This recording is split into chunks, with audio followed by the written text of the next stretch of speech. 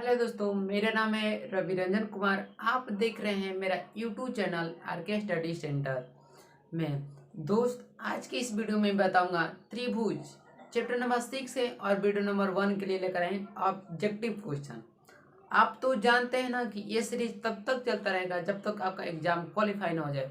मतलब जब तक ये सीरीज चलता रहेगा जब तक आपका एग्जाम फिनिश ना हो जाएगा, खत्म नहीं हो जाएगा। ओके, और आप चैनल पर नए हैं तो चैनल को भी सब्सक्राइब कर देना। दोस्त, हमने पीछे वाली वीडियो में समांतर श्रेणी के लिए वीडियो अपलोड हो चुका है। समांतर श्रेणी का, द्विघात का और रियल नंबर का, वास्तविक संख्या का। और ये चैप्टर है 6 के लिए वीडियो नंबर 1 है और पार्ट 1 है। लेसन का नाम है त्रिभुज। तो चलिए, शानदार क्वेश्चन दिया है और इसके शानदार तरीके से हम लोग इसका बताते हैं कि क्या आंसर होगा। ये सब जितना भी क्वेश्चन मैंने लिखा है ये सब बिहार बोर्ड द्वारा पूछा हुआ क्वेश्चन है दोस्त, है ना। तो मैं बार बार बात करता हूँ, रिवीजन में डिवीजन है, तो रिवीजन कीजिए और डिवीजन आप लोग प्राप्त कीजिए। ओके, तो हम चलिए अब इसको पहला को स्टार्ट करते हैं। पहला ये भी बोला, ये बोला क्या बोला, ध्यान सुनिएगा। ये बोला है दो समरूप त्रिभुज, दो को कोई त्रिभुज है वो भी समरूप है। समरूप का मतलब होता है बराबर। दो समरूप त्रिभुज, कोई दो समरूप है, ये दोनों त्रिभुज क्या है, त्रिभुजों की भुजा है। कोई दो गो समरूप त्रिभुज दिया है। देखिए दोस्त, यहाँ पर कोई दो, यहाँ पर त्रिभुज दिया है।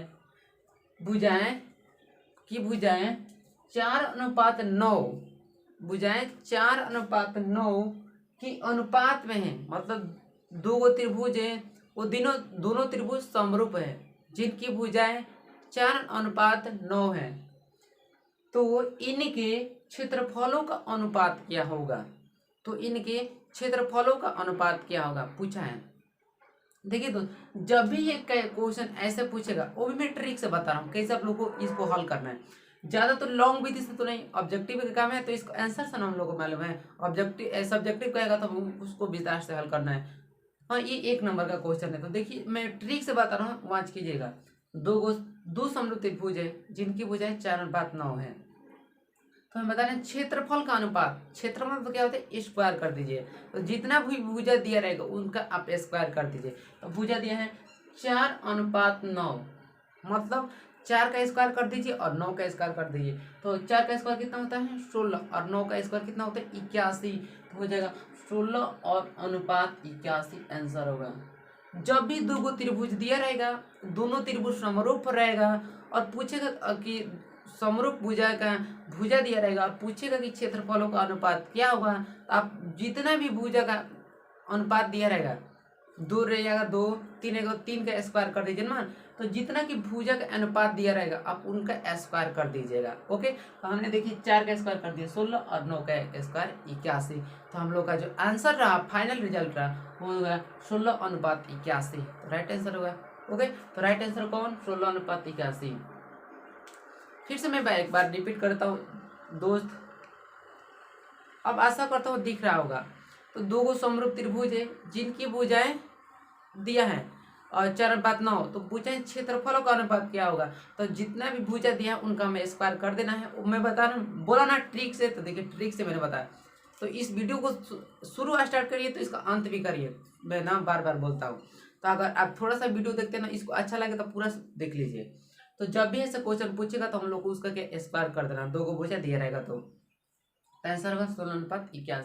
अब सेकेंड नंबर में बोला है, 2 नंबर बोला क्या बोला, बोला है कि दो समान कोणी, दो गो समान कोणिक त्रिभुज।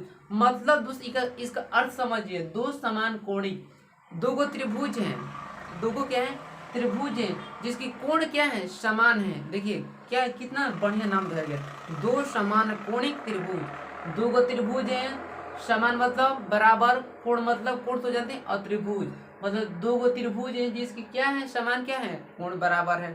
देखिए तो अर्थ निकल गया। तो दो समान कोणिक त्रिभुज का अर्थ है कोई भी दो त्रिभुज है जिसके कोण हमें दोनों के कोण क्या है बराबर। जैसे मान लीजिए हमने यहाँ पर एक त्रिभुज निकाला, जैसे समकोण त्रिभुज बताता हूँ।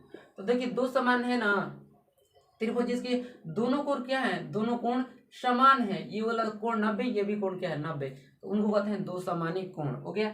में उनकी संगत भुजाओं का अनुपात, दो गो त्रिभुज हैं जिनकी समान कोण है और उनकी संगत भुजाओं का अनुपात सदैव समान रहता है। जो संगत क्या है, संगत भुजा है, जो यहाँ पर संगत यहाँ पर भुजा है वो सदैव समान रहता है। तो किसने कहा था? उस विज्ञान कौन थी जो वैज्ञानिक मैंने बताया था दो समान कोणिक त्रिभुजों की भुजाएं हमेशा सदैव समान रहता है। किसने कहा था? पहला में दिया था यूक्लिड, पहला में यूक्लिड। अच्छा यूक्लिड। बी बोला आर्यभट्ट, बी बोला आर्यभट्ट। अच्छा जी। सी बोला थेल्स और डी बोला पाइथागोरस। तो पाइथागोरस ये तो लंब कट आधार निकालने के लिए ना यूज होता है, पाइथागोरस प्रमेय का। आर्यभट्ट तो भाई 0 से नहीं 0 1 2 3 का आविष्कार किए थे। यूक्लिड, यूक्लिड तो हमें नहीं लगता है। तो क्या बच्चा? थेल्स ने। किसने कहा था? थेल्स ने। तो थेल्स ने कहा था दो समानी कोणिक त्रिभुजों में उनकी संगत भुजा सदैव समान रहता है। किसने कहा था? तो थेल्स ने कहा था। ये दोनों क्वेश्चन कई बार पूछा गया बिहार बोर्ड के एग्जाम में, इसलिए इस ना क्वेश्चन को इतना अपने दोस्त के पास और पूरा बिहार भर में शेयर कर दो, क्योंकि आप किसी को कोई चीज जानते हैं, अगर आप उसको बता रहे हैं तो आपका ज्ञान दोगुना बढ़ जाता है। ये गीता में कहा गया है ना। कोई भी चीज जानिए तो दूसरों को बताइए, तो ज्ञान बांटने से बढ़ता है, ज्ञान बांटने से और ज्यादा बढ़ता है। इसलिए कोशिश कीजिए कि पूरा पूरा बांटिए इसको।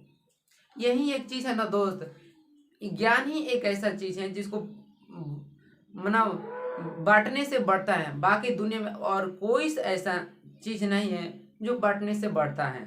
देख लीजिएगा, पढ़ाई के अलावा, ज्ञान के अलावा कोई ऐसा चीज नहीं। इसलिए कुछ भी जानिए तो दूसरों को बताइए। ओके। अब 3 नंबर दे, सभी वर्ग होते हैं। सभी वर्ग तो कहते हैं ना, ऐसा होता है वैसा। वर्ग की सभी भुजाएं क्या होती हैं? समान होती हैं। सब कोण कितना डिग्री का होता है? 90 डिग्री। एकदम पता है कि सभी वर्ग क्या होते हैं जी? त्रिभुज में सभी वर्ग क्या होते हैं? समरूप। अच्छा। बी बोला सर्वांगसम, बी बोला सर्वांगसम। अच्छा। सी बोला समानुपाती और डी बोला इनमें से कोई नहीं। अच्छा, तो सभी वर्ग होते हैं, तो सभी वर्ग होते हैं क्या होते हैं? सभी वर्ग समरूप होते।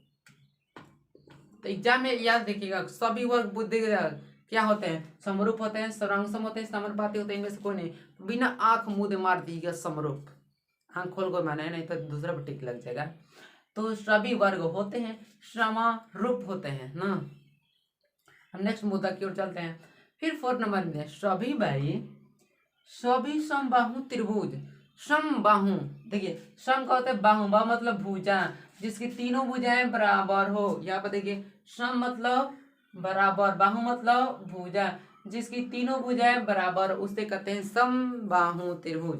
समबाहु त्रिभुज किसे कहते हैं? सम मतलब बराबर, बाहु मतलब भुजा जिसकी तीनों भुजा बराबर हो, उसे कहते हैं समबाहु त्रिभुज। तो हम लोग इसे पूछा है समबाहु, सभी समबाहु त्रिभुज होते हैं क्या होते हैं? समानुपाती, समरूप, सर्वांगसम और डी बोला इनमें से कोई नहीं। तो सभी समबाहु त्रिभुज समरूप होते हैं, सभी समबाहु त्रिभुज समरूप होते हैं, सभी वर्ग समरूप होते हैं। देखिए सभी वर्ग समरूप होते हैं, सभी समबाहु त्रिभुज समरूप होते हैं। ठीक है। अब ध्यान नेक्स्ट क्वेश्चन में थोड़ा सा इसको देखिए बड़े तरह। ठीक है, दो समरूप त्रिभुजों के क्षेत्रफलों का अनुपात, दो गो त्रिभुज है, दोनों त्रिभुजों का समरूप है। दो गो त्रिभुज है, दोनों त्रिभुज का समरूप, समरूप के क्षेत्रफलों का अनुपात, जितना क्षेत्रफल दिया है उनका अनुपात उनकी संगत भुजाओं के क्षेत्रफलों के, उनकी संगत भुजाओं के खाली जगह यहाँ भरना है, के अनुपात के बराबर होता है। फिर से सुनिए, दो समरूप त्रिभुजों के क्षेत्रफलों का अनुपात उनकी संगत भुजाओं के डॉट डॉट डॉट के अनुपात के बराबर होता है। बने क्या होगा? डॉट डॉट ए में दिया है अनुपाती, अनुपाती दिया ए में, बी में दिया वर्ग, सी में दिया समरूप और डी में देखा इनमें से कोई नहीं। तो इसका राइट आंसर होगा क्या होगा? इसका राइट आंसर होगा कि देखिए दो समरूप, कहते हैं दो समरूप त्रिभुजों के क्षेत्रफलों का अनुपात उनकी संगत भुजाओं के वर्ग के अनुपात के बराबर होता है। राइट आंसर का वर्ग, तो खाली जगह में भर देना वर्ग, ठीक है ना, वर्ग हो गया। ओके, तो दोस्त आज मैं ज़्यादा का वीडियो नहीं बनाता ना, अच्छा लगेगा तो बताइएगा, तो मैं और वीडियो इसकी आगे अपलोड करूँगा। तो कमेंट में बताइएगा कि वीडियो कैसा लगा। इसलिए कुछ भी जानते हैं तो अपने दोस्त के या मित्र कोई को अपने से बड़ा हो या छोटा हो, कोई भी चीज़ बता देना चाहिए। तो मैं बोला कि ज्ञान ही एक ऐसा चीज़ है जो बांटने से दोगुना बढ़ता है। ओके फ्रेंड्स, तो आशा करता हूँ कि ये भी आपको वीडियो अच्छा लगेगा, इसलिए अपने दोस्त के पास ये वीडियो शेयर कर देना। चैनल पर नए हैं तो चैनल को भी सब्सक्राइब कर देना। ओके, अब मिलेंगे नेक्स्ट वीडियो में। थैंक्स फॉर वॉचिंग एंड जय हिंद जय भारत।